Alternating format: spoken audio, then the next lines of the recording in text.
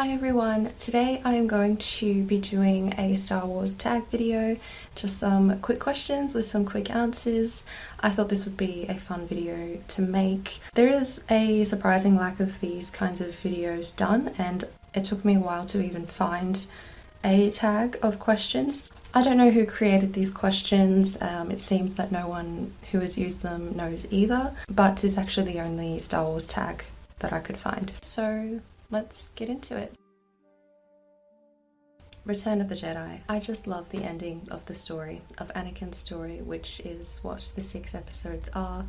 There's so many touching and powerful moments in this movie, and I just really love how it brings the story full circle.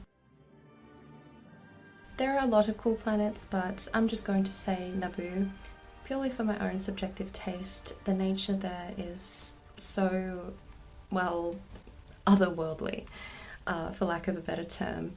It's so heavenly. They are also very much into their art and music. It's such a peaceful planet. It's honestly my ideal place to live. A Jedi, 100%. Although there are many instances, especially nowadays, where I feel like I'm being pushed to the brink and I start seeing myself with a red lightsaber. I can't actually see myself as a Sith though.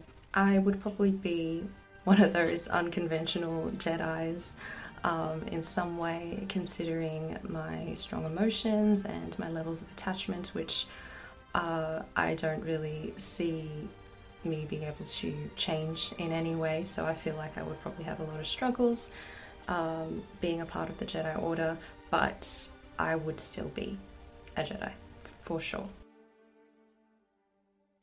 Definitely Padme Amidala. From the very first time I watched Star Wars, she was my instant favourite and has only become more so ever since. She is criminally underrated as a character, especially when you look into all of her life before Anakin and all that she did, and even after that, till her dying day. I admire her for so many reasons. Her combination of softness and strength in equal measure. In fact, I don't think the two are opposites. I think they go together, and I think that Padme is a great example of that. I love her for her compassionate nature, her strong heart, her strong mind. Padme is so strong and so brave.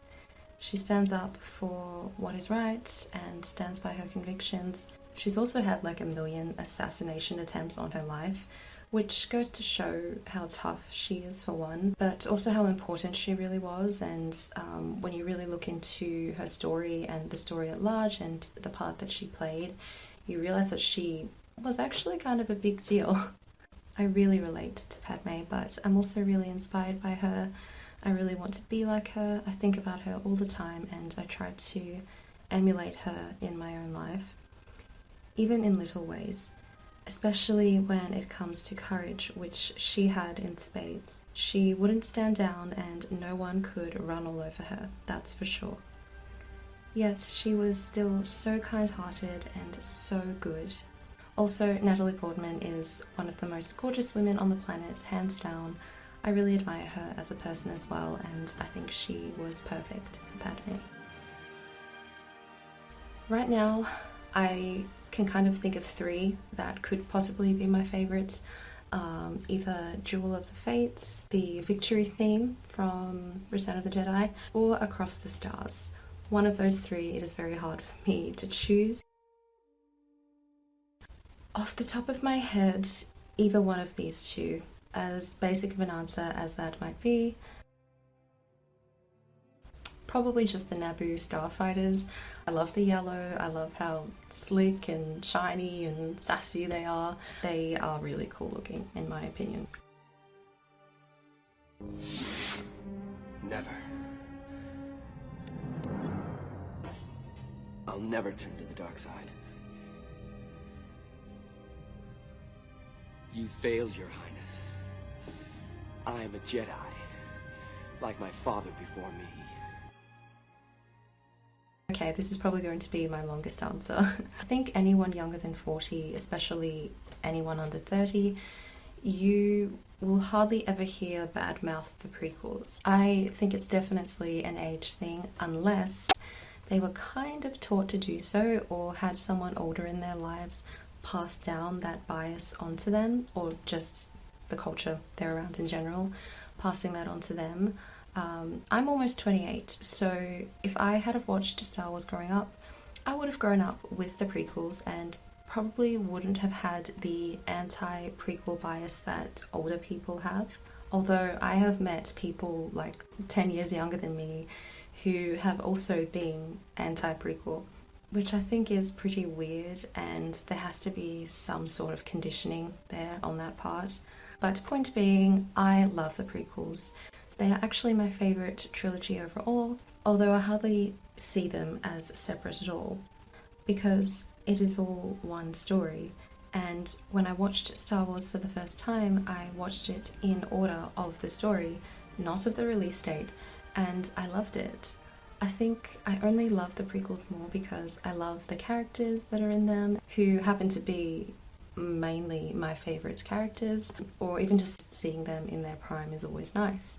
I think they fit well together for the most part, and I love those movies. Lightsaber. I'm curious, does anyone actually say blaster? Only Revenge of the Sith on PS2. It's not an easy game by any means, but it was really fun, and I really want to own more of the Star Wars games for sure. Maybe my favourite scene would be where Luke and Leia are talking about their mother and Leia brings up her Force memories of Padme. That scene really gets to me and is probably a pretty good #1 contender for my favourite. Easy, all of Padme's outfits, every single one of them.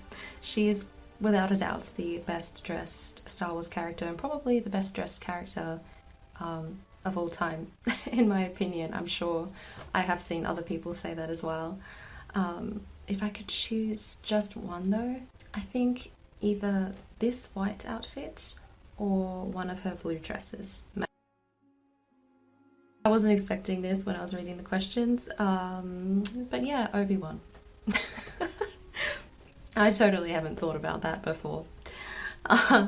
But honestly, yeah, definitely Obi-Wan. Qui-Gon Jinn is actually my favourite Jedi, but Obi-Wan is a close second. For one, I just really like his sassy personality. His voice really adds to it, I think, especially in the Clone Wars. He is hands down my favourite character in that series. But yeah, I mean, ultimately, I think he's also just a really, really good person, a really good Jedi. There's a clip on the internet of someone's grandfather talking about Obi-Wan. I don't know how many people have seen it. I saw it recently, but he described Obi-Wan Kenobi as being the salt of the earth. And I really like that as a way to describe somebody. You don't really hear that too much these days, but I also think it is very apt and fitting for Obi-Wan, and that's probably how I would describe him as well. The salt of the earth, a good Jedi, a good friend, a good brother, just a good man. I think in every story, in every fictional world, there is always that one character that is just exceptionally good. I would say that description could be very fitting to Qui-Gon as well, which is why he's my favourite Jedi, and fitting to many characters, you know, even to someone like Padme, who is extremely good as well, and I guess I'm just drawn to those people. But I think out of the characters that we see a lot of and is present throughout, you know, all the movies and the Clone Wars and everything else, Obi-Wan really just fits that type of character, in my opinion. So yeah, you know, if I had the chance. Jar Jar Binks. Yes, a true unpopular opinion, but I love Jar Jar. He's so funny and cute. He'd be a riot to be around. A hazard too, admittedly, but he's loyal and he means well. So yeah, probably Jar Jar. If not, then maybe someone like Rex or another clone. I really, really like the clones. Well, as I said before, I admire Padme so much. I really want to be like her.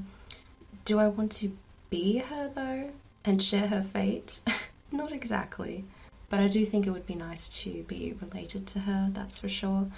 I do write fan fictions of Star Wars in my head, and I usually insert myself into them, of course, and my character is usually like best friends with Padme or something. So that's probably going to be my answer for this. As for actually being one of the characters, honestly, I don't really ever want to be a certain character. I think I just like to be my own character in that world. I would say Count Dooku, fantastic character, such an incredible story. Last year I listened to the audiobook Dooku Jedi Lost.